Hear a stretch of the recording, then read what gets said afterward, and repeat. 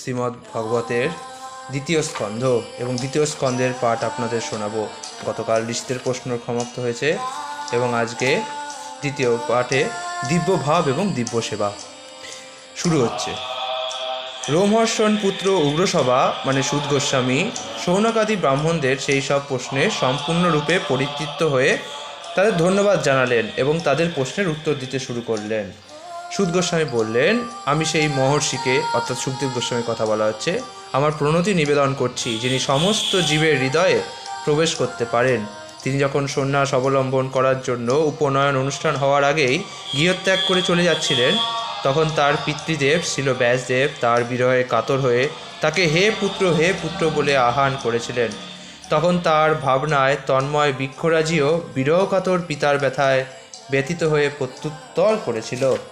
সংসাররূপ গভীর অন্ধকার উত্তীর্ণ হওয়ার অভিলাষী বিষয়াসক্ত মানুষদের কাছে কৃপা করে যিনি স্বীয় প্রভাব জ্ঞাপক সমস্ত বৈদিক জ্ঞানের সারভূত অনুপম আত্মতত্ত্ব প্রকাশক দ্বীপ সদৃশ সর্বপুরাণ রহস্য শ্রীমদ্ভাগবত বলেছিলেন, সেই মুনিগণের গুরু ব্যাস তনয় ছিল সুখদেব গোস্বামীকে আমি আমার সশ্রদ্ধ প্রণতি নিবেদন করি।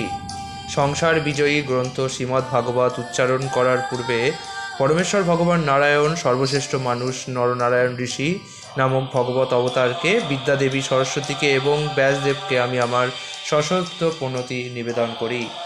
হে ঋষিগণ, আপনারা আমাকে যথার্থ প্রশ্নই জিজ্ঞাসা করছেন। আপনাদের প্রশ্নগুলি অতি উত্তম, কেননা সেগুলি কৃষ্ণ বিষয়ক এবং তাই তা জগতের মঙ্গল সাধন করে।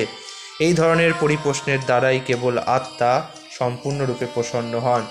সমস্ত মানুষের পরম ধর্ম হচ্ছে সেই ধর্ম যার দ্বারা ইন্দ্রিয়জাত জ্ঞানের অতীত শ্রীকৃষ্ণে অহিতকী এবং অপ্রতিহতা ভক্তি লাভ করা যায়।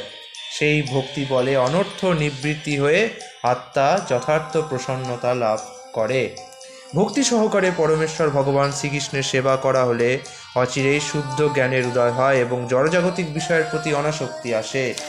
স্বীয় বৃত্তি অনুসারে বর্ণাশ্রম পালন রূপে স্বধর্ম অনুষ্ঠান করার ফলেও যদি তা পরমেশ্বর ভগবানের মহিমা শ্রবণ কীর্তনে আসক্তির উদয় না করে, তাহলে তা বৃথা সোম মাত্র। সমস্ত ধর্মের উদ্দেশ্যই হচ্ছে চরম মুক্তি লাভ করা, তা কখনো জড় বিষয় লাভের আশায় অনুষ্ঠান করা উচিত নয়।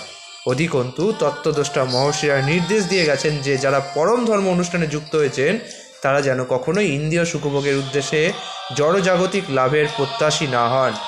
ইন্দ্রিয় সুখভোগকে কখনোই জীবনের উদ্দেশ্য বলে গ্রহণ করা উচিত নয়।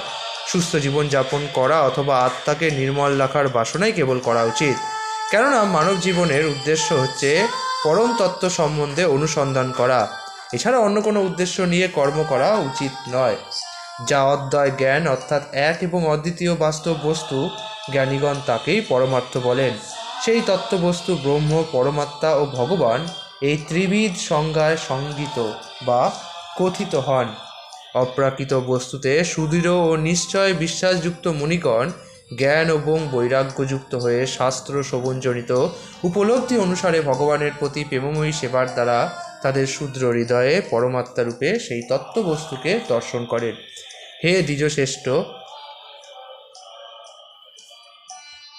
তাই সিদ্ধান্ত করা হয়েছে যে স্বীয় প্রবণতা অনুসারে বর্ণাশ্রম ধর্ম পালন করার মাধ্যমে পরমেশ্বর ভগবান শ্রীহরির সন্তুষ্টি বিধান করাই হচ্ছে স্বধর্মের চরম ফল। তাই একাগ্র চিত্তে নিরন্তর ভক্তবৎসল ভগবানের মহিমা শ্রবণ, কীর্তন, স্মরণ এবং তার আরাধনা করা কর্তব্য। পরমেশ্বর ভগবানের অনুস্মরণ রূপ তরবারির দ্বারা যথার্থ জ্ঞানী পুরুষেরা কর্মবন্ধন ছেদন করেন। তাই সেই ভগবানের কথায় কেই বা রতিযুক্ত হবে না। হে ব্রাহ্মণ ঋষিগণ, সব রকমের পাপ থেকে সম্পূর্ণভাবে মুক্ত ভগবত ভক্তের সেবা করার ফলে মহৎ সেবা সাধিত হয়। এই ধরনের সেবার ফলে কৃষ্ণকথা শ্রবণে আসক্তির উদয় হয়।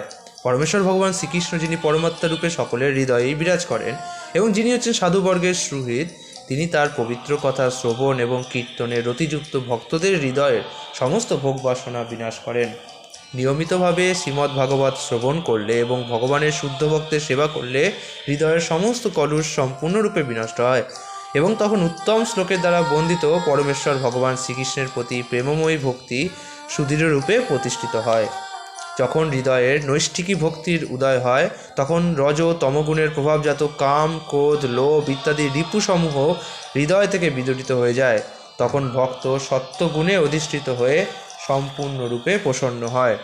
এইভাবে শুদ্ধ সত্ত্বে অধিষ্ঠিত হয়ে ভক্তিযোগ যুক্ত হওয়ার ফলে যার চিত্ত প্রসন্ন হয়েছে তিনি সব রকমের জড়বন্ধন মুক্ত হয়ে ভগবত তত্ত্ব বিজ্ঞান উপলব্ধি করেন।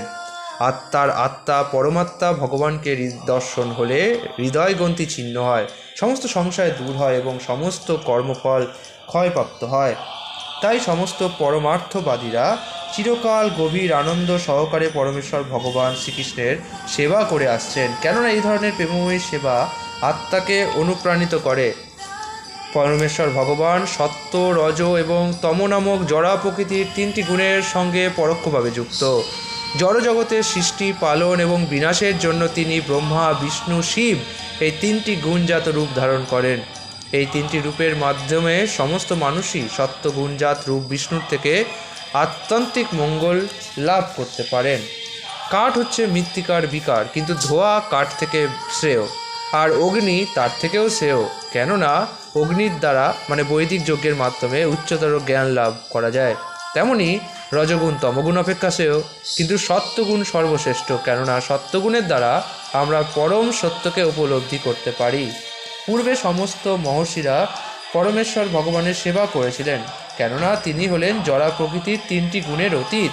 তারা জড়জগতের বন্ধন থেকে মুক্ত হয়ে আত্যন্তিক মঙ্গল সাধনের জন্য তার আরাধনা করেছিলেন। যারা সেই সমস্ত মহাত্মাদের পদাঙ্ক অনুসরণ করেন তারাও এই জড়জগতের বন্ধন থেকে মুক্ত হওয়ার যোগ্যতা অর্জন করেন। যারা মুক্তি লাভের জন্য ঐকান্তিকভাবে আগ্রহী তারা অবশ্যই অসুয়ারোহিত এবং তারা সকলের প্রতি শ্রদ্ধাপরায়ণ। তথাপি তারা ভয়ঙ্কর আকৃতি বিশিষ্ট দেবদেবীদের ত্যাগ করে কেবল পরমেশ্বর ভগবান শ্রীবিষ্ণু এবং তার অংশ অবতারদের নিত্য আনন্দময় রূপের আরাধনা করেন। যারা রজ ও তমগুণের অধীন তারা পিতৃপুরুষ, ভূত এবং প্রজাপতিদের পূজা করে, কেননা তারা স্ত্রী, ঐশ্বর্য, শক্তি এবং সন্তান সন্ততি আদি জড় বিষয়ভোগের বাসনার দ্বারা প্রভাবিত। যারা বৈদিক শাস্ত্রের জ্ঞানের পরম উদ্দেশ্য হচ্ছেন পরমেশ্বর ভগবান শ্রীকৃষ্ণ এটি জেনেছেন, যজ্ঞ সম্পাদনের উদ্দেশ্য হচ্ছে ভগবানের প্রীতিবিধান এবং যোগের উদ্দেশ্য হচ্ছে তাকে জানা। সমস্ত সকাম কর্মের চরম ফল তিনিই দান করেন। পরম জ্ঞান এবং সমস্ত তপশ্চর্যার উদ্দেশ্য হচ্ছে তাকে জানা এবং তার প্রতি প্রেমময়ী সেবায় যুক্ত হওয়াই হচ্ছে ধর্মের উদ্দেশ্য। তিনি হচ্ছেন জীবনের পরম উদ্দেশ্য। এই পরমেশ্বর ভগবান স্বয়ং নির্গুণ হয়ে প্রথমে কার্য কারণাত্মিকা ত্রিগুণময়ী স্ত্রীয় বহিরঙ্গা শক্তি মায়াকে নিরীক্ষণ করে এই বিশ্ব সৃষ্টি করেছিলেন। জড়জগৎ সৃষ্টি করার পর ভগবান বাসুদেব নিজেকে বিস্তার করে তার মধ্যে প্রবেশ করেন। যদিও তিনি জড়া প্রকৃতির গুণগুলির মধ্যে অবস্থিত এবং যদিও মনে হয় যে এই জড়জগতে তার সৃষ্টি হয়েছে, তবুও তিনি তার অপ্রাকৃত স্তরে অধিষ্ঠিত এবং পূর্ণ জ্ঞানময়। আগুন যেমন কাঠের মধ্যে নিহিত থাকে, তেমনি পরমেশ্বর ভগবানও পরমাত্মা রূপে সব কিছুর মধ্যে পরিব্যাপ্ত। যদিও তিনি অদ্বিতীয় পরম পুরুষ, তবুও মনে হয় তিনি যেন নানা রূপে প্রকাশিত হয়েছেন। পরমাত্মা প্রকৃতির গুণের দ্বারা প্রভাবিত তার সৃষ্ট জীবদেহে প্রবেশ করেন এবং সূক্ষ্ম মনের দ্বারা তাদের সমস্ত গুণগুলির প্রতিক্রিয়া ভোগ করান। এইভাবে সমস্ত জগতের প্রতি দেবতা, মনুষ্য এবং পশু অধ্যুষিত সমস্ত গ্রহ লোকগুলি প্রতিপালন করেন। বিভিন্ন অবতারে তিনি তার লীলাবিলাস করে বিশুদ্ধ সত্ত্বেও অধিষ্ঠিত জীবসমূহকে উদ্ধার করেন। এই ছিল দিব্য ভাব এবং দিব্য সেবার পুরো অনুবাদ। আগামীকাল 3য় অধ্যায় শ্রীকৃষ্ণ হচ্ছেন সমস্ত অবতারের উৎসটি আপনাদের পড়ে শোনাবো। হরে কৃষ্ণ।